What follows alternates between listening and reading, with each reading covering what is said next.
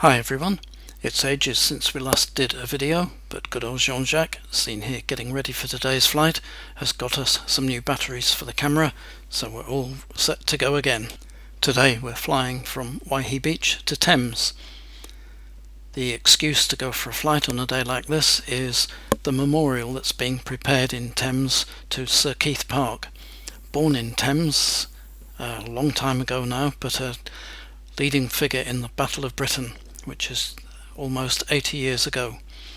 We'll show you the memorial when we get to Thames, but let's enjoy the view of the sea as we leave Waihi Beach.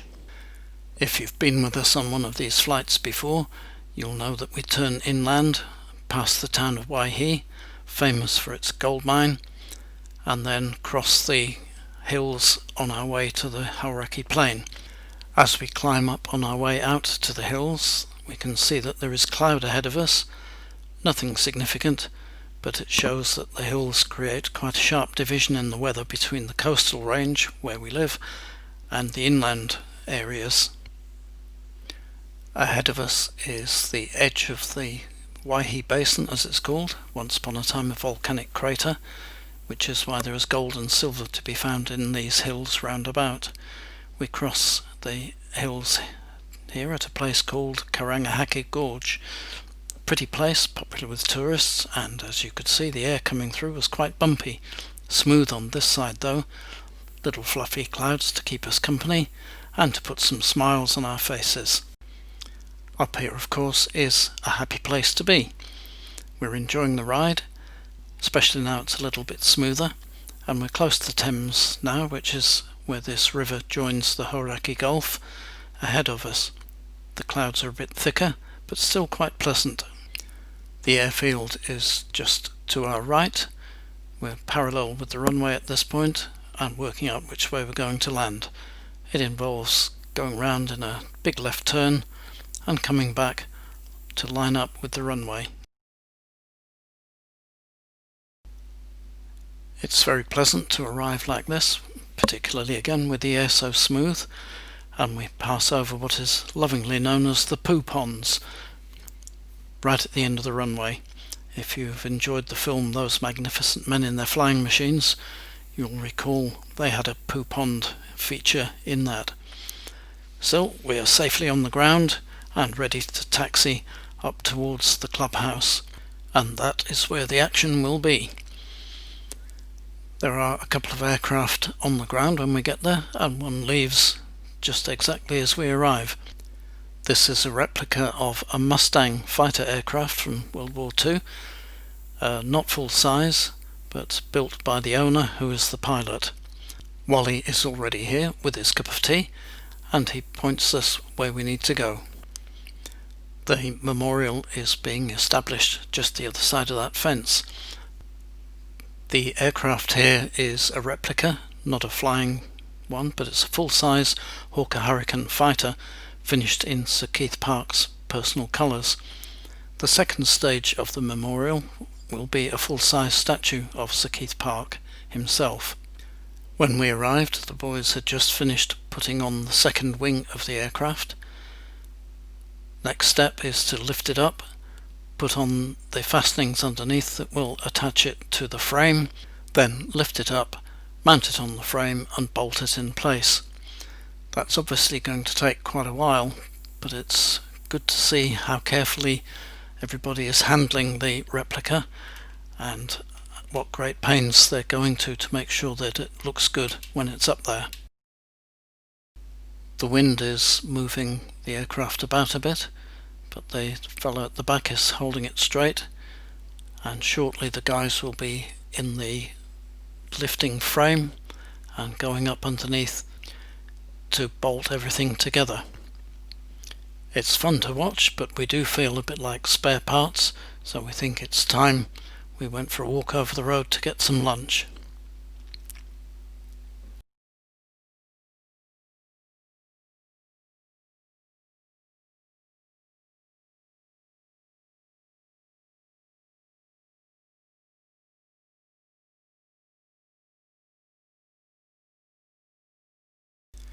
By the time we get back, everything is looking a lot more settled. The replica Hurricane is at a rakish angle, designed to catch the sun and appear as if it's just taken off and on its way to fly out over Thames town. So we'll look forward to seeing that as a finished object soon. And now we're heading back to Waihi Beach. The wind is still the same as it was when we arrived, so we will be taxiing out to the runway, going all the way down to the end by the Poo Pond and taking off from there. The cloud looks as if it could be breaking up a bit, but the edge of the cloud has stayed over us the whole time, and being early spring, the wind was a little bit chilly while we were standing around watching. So it's nice to be back inside the warm glass house where the pilots sit in the aircraft. Turning to the left, we leave the Hauraki Gulf behind us and follow along the river, alongside the hills, back towards the town of Pairoa, where we will turn left, go over Karangahake Gorge once more, and cross the Waihi Basin on our way back to Waihi Beach Airfield. Although it looks quiet and peaceful here, there were actually several aircraft around us at this point. None of them came into view really, but we were talking to them on the radio to make sure that everybody knew where everybody else was. Looking down the hills, the peak in the distance with a mast on it that you probably can't see is Te Araha Mountain, the highest peak roundabout, and surprise surprise, there's a TV transmitter on top. Here we're looking out towards Tauranga Harbour and the Pacific Ocean on our left, and again there's another aircraft around. This one is taking off and landing back at Waihi Beach, so we join in behind it and approach in the usual way alongside the hills of Athenry, across the wetlands, the nature reserve, and down onto our runway. As we go past the aircraft that landed in front of us, on our right we give it a cheery wave and think it's nice to be back home again.